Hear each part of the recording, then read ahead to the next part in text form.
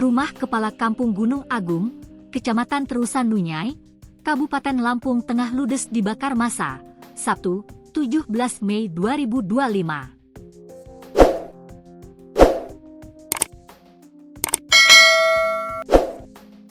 Aksi pembakaran rumah tersebut diduga bagian dari rentetan panjang keresahan masyarakat setelah salah satu warga memergoki Sukardi menjual 400 karung beras bansos seberat 4 ton dibeli seharga Rp36 juta ke pondok pesantren di Kabupaten Tulang Bawang Barat pada Senin, 27 Januari 2025. Ahmad selaku warga setempat mengatakan, selain rumah Kepala Kampung Gunung Agung, massa yang resah pun membakar sepeda motor Sukardi saat terpergok di depan SPBU wilayah setempat.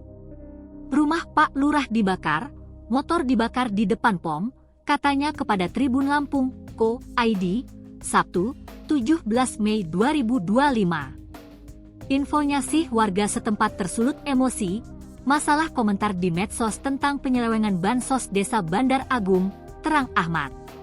Akibat kejadian tersebut rumah Kepala Kampung Gunung Agung ludes terbakar, sejumlah kendaraan mobil yang terparkir di rumah pun turut dibakar massa. Ratusan masyarakat Kampung Gunung Agung Kecamatan Terusan Nunyai Lampung Tengah meluapkan kekecewaan dengan menyegel kantor Balai Kampung dan kantor Kepala Kampung Gunung Agung Jalan di Lintas Sumatera, Jalinsung, wilayah Timur Lampung Tengah Senin 24 Februari 2025 sekitar pukul 13.30 waktu Indonesia Barat. Aksi protes masyarakat tersebut mendesak pemerintah Kabupaten Lampung Tengah mencopot Sukardi selaku Kepala Kampung Gunung Agung usai terpergok warga setempat menjual 4 ton beras bansos ke salah satu pondok pesantren di Kabupaten Tulang Bawang Barat pada Senin, 27 Januari 2025, lalu. Taufik selaku salah satu warga setempat mengatakan, masyarakat geram melihat ulah aparatur kampung yang merampas hak orang miskin. Dia pun kesal karena bantuan dari pemerintah pusat untuk rakyat kecil justru dijadikan ladang bisnis untuk kantong pribadi.